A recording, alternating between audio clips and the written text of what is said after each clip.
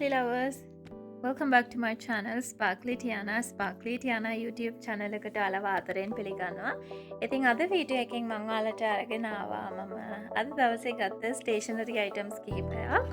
ඉතින් මේ stationery items හැම එකක්ම මම ගත්තේ මම follow කරන preschool and Montessori method diploma එකේ project workbooks ටික හදන්න.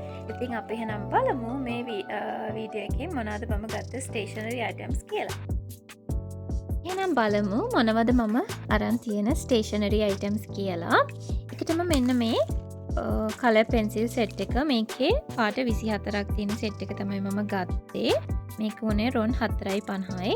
ඔයාලට රුපියල් වලින් බලන්න ඕන නම් මං හිතන්නේ දැන් රේට් එක යන්නේ 69න් හෝ 70න් ඒ වගේ ගානකින් වැඩි කරලා බලන්න. ඊට පස්සේ මෙන්න මේ ක්‍රේප් පේපර් සෙට් දෙකක් ගත්තා. මම මේකෙන් එක සෙට් එකක් ගත්තා මුලින්ම. ඉතින් ක්වොලිටි එකත් හොඳයි මොකද මම මගේ වැඩේට හොඳයි මේක. ඒ වගේම බජට් ෆ්‍රෙන්ඩ්ලි. මේක කලර්ස් 10යි පැක් එක රොන් 7ක් වෙන්නේ. ඉතින් මම මේක ගන්නවා. මේක මම ටිෂු පේපර්ස් වෙනුවට ඒකේ ඔල්ටර්නේටිව් එකක් විදිහට තමයි මම මේ ක්‍රේප් පේපර්ස් පාවිච්චි කරන්නේ. මොකද මෙහි ටිෂු පේපර්ස් ටිකක් ගණන්. අනිත් එක මේ ප්‍රොජෙක්ට් වර්ක් බුක් එකට මම ලොකුවට වියදම් කරන්න බලාපොරොත්තුවක් නැහැ. මොකද ඒක අපිට සාමාන්‍යයෙන් මේ ප්‍රොජෙක්ට් වර්ක් බුක් එක කරාට පස්සේ මේක අපේ ක්‍රියේටිවිටි එහෙම නැත්නම් අපිට මේවා මේ කරන ක්‍රියාකාරකම් ප්‍රැක්ටිස් කරන්න තමයි මේ දේවල් කරන්නේ. ඉතින් ලොකුවට වියදම් කරන එකේ තේරුමක් නැහැ. ඉතින් ඒ නිසා මම ටිෂු පේපර්ස් වෙනුවට තමයි මේ ක්‍රේප් පේපර්ස් පාවිච්චි කරන්නේ. ඉතින් මේක ඇත්තටම බජට් ෆ්‍රෙන්ඩ්ලි.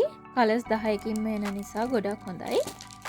මට ටිෂු පේපර්ස් හම්බුණා මෙහි තියෙන එක බුක් ෂොප් එකකින්. අපි හැබැයි ඒක අර බන්ඩලේම සම්පූර්ණ රෝලක් ගන්න ඕනේ. මම ඔයාලට ඒක පෙන්නන්නම්. මම මෙන්න මේ රෝල ගත්තා එකපාරක්. මට ක්‍රේප් පේපර්ස් ගන්න අයිඩියා එකක් තිබ්බේ නැහැ ඒ වෙලාවේ. ඉතින් මේ වගේ සම්පූර්ණ බන්ඩලයක්ම ගන්න ඕනේ. ඉතින් ඒක ඇත්තටම බොරු වැඩක්. කලර්ස් 10ක් විතර ගන්න ගියොත් මේක මම ගත්තේ රොන් 25කට වගේ මට මතක හැටියට. ඉතින් මේකෙන් කලර්ස් 10ක් විතර මම ගත්තොත් මට සෑහෙන ගාණක් යනවා. ඉතින් ඒක වර්ත් නෑ මේ වගේ වැඩකට. ඒ නිසාම තමයි මම ලෙක්චරර්ට ටිෂු එක කියලා. ඉතින් එයාලා ඒක සාධාරණ හේතුවක් නිසා පර්මිෂන් දුන්න ක්‍රේප් පේපර්ස් පාවිච්චි කරන්න. ඉතින් ඒක ප්‍රශ්නයක් නැහැ. හැබැයි නීට්නස් එක ගන්න ටිෂු එකට වැඩිය මේකේ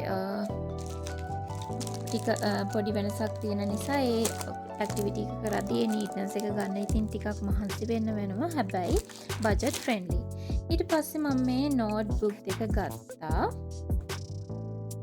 මොකද පාඩම් කරන්න තියෙන නෝට්ස් ලියන්න. මේ එකක් නම් උනේ රොන් 2.50යි. ඊට පස්සේ මෙන්න මේ pastel color මම හිතුවේ ඇත්තටම මේක A4 boards කියලා. නමුත් මේක regular A4 sheets තමයි තියෙන්නේ. ඉතින් හැබැයි දැන් මේක රිටර්න් කරන්නත් බෑ. මම කොහොම හරි මේකට විසඳුමක් හොයාගන්න ඕනේ මගේ වැඩේ කරගන්න. හැබැයි කලර්ස් ටික නම් ලස්සන pastel colors ටිකක් තියෙන්නේ. හැබැයි මම හිතපු දේ නෙමෙයි. කොහොම වුණත් අපි බලමු. ඊට පස්සේ මෙන්න මේ CR book එක අපේ අලුත් මොඩියුල් එකේ notes ලියන්න. ඊට පස්සේ මෙන්න මේ gel pen set එක හම්බුණා. මේක set එකක් රොන් 3.50ක් උනේ. ඊට පස්සේ මෙන්න මේ transparent file folders. මේකේ thickness එක ටිකක් වැඩි මන් ළඟ තියෙනවා. හැබැයි ඒක thickness අඩු එක. මේක thickness වැඩි. ඒකෙන් packets දෙකක් ගත්තා. ඊට පස්සේ මෙන්න මේ sketch pad, color sketch pad. මේක තමයි මම පාට කොළ ගන්න activities වලට පාවිච්චි කරන්නේ. මොකද මේකේ මිල අඩුයි. මම කලිනුත් කිව්වා ඉතින් මේ කෝස් එකට කරපු වියදමත් එක්ක මේ ප්‍රොජෙක්ට් වර්ක් බුක් වලට මම ගොඩක් මිල අඩුවෙන් බලලා තමයි අයිටම්ස් සිලෙක්ට් කරගන්නේ. ඉතින් ඊට පස්සේ මෙන්න මේ ෂාප්නර් එක මේ කාඩ්බෝඩ් ෆෝල්ඩර්ස් දෙක මේකත් පැස්ටල් කලර්ස් වලින් තියෙන නිසා මට මේක ඕන වෙනවා නෝට්ස් එහෙම දාන්න. ඉතින් මෙන්න මේ ෆෝල්ඩර්ස් දෙක ගත්තා. මේ එක ෆෝල්ඩ් එකක් වුණෙත් 2.50ක්. ඊට පස්සේ මෙන්න මේ ෆෝල්ඩර්ස් ෆයිල් ෆෝල්ඩර්ස් 3ක් ගත්තා. මේ 3 ගත්තේ අපිට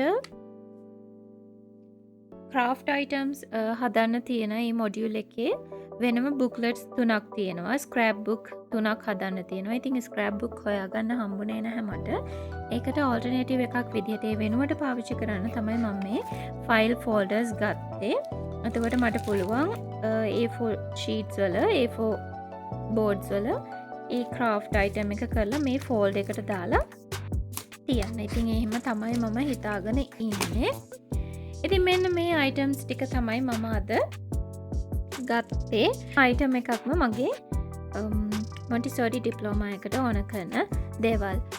ඉතින් ගොඩක් කාලෙකින් වීඩියෝ එකක් දාපු නැති නිසා තමයි මේ ක්වික් වීඩියෝ එක ඔයාලත් එක්ක ෂෙයා කරන්න හිතුනේ. thank you so much මේ වීඩියෝ එකත් එක්ක එකතු වුණාට. ඉතින් දිගටම channel එකත් එක්ක එකතු වෙලා ඉන්න කියලා ආදරෙන් මතක් කරනවා. තාම ස්පාක්ලි ටියානා YouTube channel එක subscribe කරලා නැත්නම් අනිවාර්යයෙන්ම subscribe කරලා එකතු වෙන්න.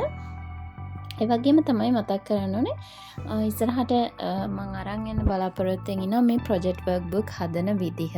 මොකද දවසක මටත් මේක හොඳ මතකයක් වෙයි මේ Montessori diploma journey එකේ.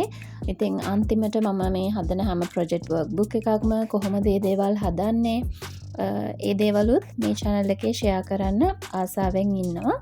ඉතින් preschool teacher කෙනෙක් නම් ඒ වගේම මම වගේම Montessori එහෙම නැත්නම් preschool diploma එකක් follow කරන student කෙනෙක් නම් මේ වීඩියෝ එකට comment කරන්න අමතක කරන්න එපා.